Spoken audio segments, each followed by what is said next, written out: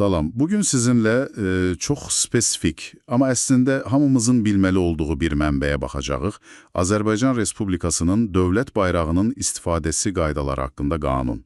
Məqsədimiz sadəcə siyahını oxumaq deyil əlbəttə, o qaydaların arxasındakı mənanı, yəni bəlkə də fəlkinə varmadığımız incəlikləri anlamaqdır. Gəlin görək bu rəsmi sənəd bizə nə deyir? Bəli, salam. Bu qanun, ilk baxışda biraz quru, texniki görünə bilər, amma əslində bir millətin öz simvoluna verdiyi dəyəri göstərir. Ona hörmətin, belə deyim, hüquqi çərçivəsini cızır. Bu sadəcə parça deyil axı, dövlətçiliyin özüdür. Elədir və ilk maddələrdən biri də məhz hörmətdən danışır. Maraqlıdır ki, bu təkcə Azərbaycan vətəndaşlarına aid deyil. Hətta xaricdə bayrağa qarşı təhqiramiz hərəkətlərin qarşısını almaq üçün dövlət beynəlxalq hüquqa uyğun addımlar atır. Bu, məncə, simvolun nə qədər ciddi qəbul edildiyini göstərir, elə deyilmi? Tamamilə doğrudur. Bu birbaşa dövlətin öz suverenliyinə, öz kimliyinə verdiyi önəmi vurğulayır və qanunda bayrağın daimi qaldırılmalı olduğu yerlərdə çox dəqiq sadalanıb. Hansı yerlərdə əsasən? Yəni bunlar əsasən dövlət hakimiyyətinin mərkəzləridir. Prezident sarayı, Milli Məclis, Nazirlər Kabineti, sonra Ali məhkəmələr, Konstitusiya Məhkəməsi, Mərkəzi Bank, eyni zamanda ölkənin xaricdəki, belə deyək, üzü olan yerlər, səfirliklər, konsulluqlar, onların rəhbərlərinin iqamətgahları. Aydındır. Sərhəd nəzarət buraxılış məntəqələri, zastavalar, bir də Azərbaycan gəmi reyestrində olan gəmilər. Bu, yəni dövlətin varlığının əyani göstəricisidir. Bəs hərbi sahədə? Hərbi hissələrdə, gəmilərdə necə? Orada bayraq həmişə asılı olur? Həmişə yox, amma qanunda göstərilən xüsusi hallarda mütləqdir.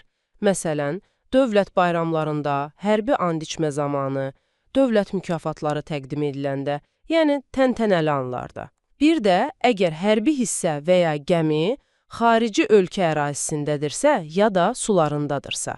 Maraqlıdır.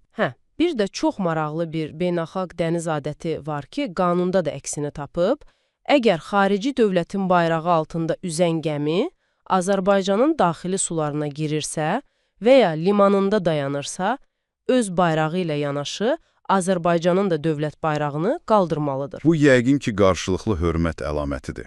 Bəli, həm hörmət, həm də ev sahibi ölkənin suverenliyinin tanınması deməkdir. Deməli, bayraq təkcə çöldə, binanın üstündə deyil, bəzən içəridə də olmalıdır, eləmi? Hansı məkanlarda? Bəli, bu da vacib məqamdır. Əsasən, qərarların qəbul edildiyi, ədalət mühakiməsinin həyata keçirildiyi yerlərdə. Məsələn, Milli Məclisin iclas salonu, prezidentin iş otağı, yüksək vəzifəli şəxslərin, Milli Məclis sədrinin, baş nazirin, məhkəmə sədrlərinin, baş prokurorun, nazirlərin, səfirlərin iş otaqları. Məhkəmə iclas salonları. Bu, o deməkdir ki, həmin məkanda fəaliyyət dövlət adından aparılır.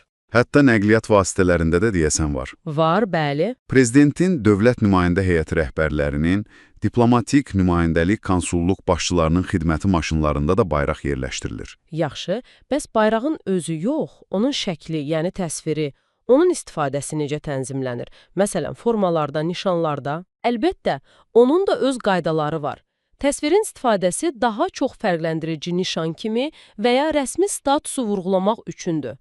Beynəlxalq uçuşlar edən mülki hava gəmilərində, xaricə uçan hərbi nəqliyyat təyyarələrində olur, sonra dövlət sərhəd xidmətinin sərhəd gəmilərinin qayıqlarının fərqləndirici nişanı kimi, həmçinin dövlət mükafatlarında qanunla nəzərdə tutulan rəsmi döş nişanlarının elementi kimi. Deməli, təsvirin özü də müəyyən bir rəsmilik daşıyır. Məhz elə. Qanun daha geniş istifadəyə də imkan verirmi? Məsələn, deyək ki, bir QHT və ya sadəcə bir vətəndaş öz tədbirində ya da evinin üstündə bayraq asa bilərmi? Bəli. Qanun bu məsələdə kifayət qədər, belə deyim, çevikdir.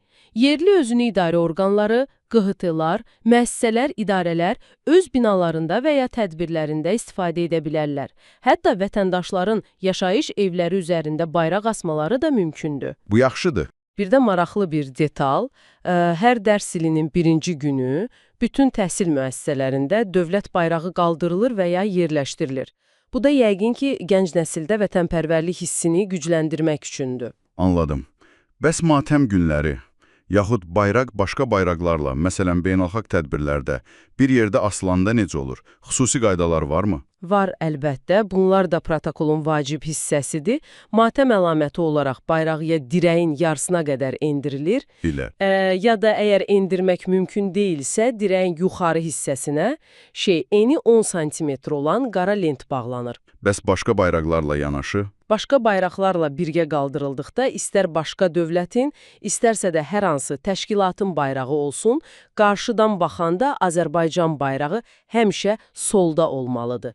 Və digər təşkilat bayraqlarının ölçüsü dövlət bayrağının ölçüsündən böyük olmamalıdır. Bu, milli simvolun üstünlüyünü göstərir. Fiziki tələblər də var yəqin ki, bayrağın özünə dair. Yəni konstitusiyada və qanunda təsdiq edilmiş formaya, rəngi solğun olmamalı, cırıq, ləkəli olmamalıdır, bütöv olmalıdır. Qaldırılarkən də parçasının aşağı tərəfi yerdən azı 3 metr hündürlükdə olmalıdır. Bir də çox vacib bir məhdudiyyət var deyəsən, nələr etmək olmaz? Bəli, bu çox önəmlidir. Qətiyyən olmaz. Dövlət bayrağını masanın üstünə örtük kimi sərmək, oturulan yerə qoymaq, ayaq basılan yerə qoymaq, bunlar hörmətsizlik sayılır. Və bu qaydaların pozulması ümumiyyətlə bayrağa qarşı hər hansı təhqiredici hərəkət qanunla məsuliyyət yaradır. Beləliklə görürük ki, bu qanun əslində sadəcə texniki bir sənəd deyil, o bir simvolun, dövlət bayrağının daşımalı olduğu mənanı, statusu, ona göstərilməli olan hörməti, diqqəti çox dəqiq müəyyən edir və qoruyur. Tamamilə doğrudur. Və bütün bu hüquqi detalları, qaydaları nəzərdən keçirəndə, bəlkə də siz də özünüzə bu sualı verirsiniz. Bir dövlətin öz milli simvolunun istifadəsini niyə bu qədər təfərrüatı ilə tənzimləməsi? Yəni, bu onun öz kimliyinə, tarixinə, dəyərlərinə baxışı haqqında bizə nə deyir? Bəlkə də bu detalları başqa ölkələrin yanaşmaları ilə müqayisə etsək, daha dərin mənalar ortaya çıxar. Həqiqətən bu barədə düşünməyə dəyər.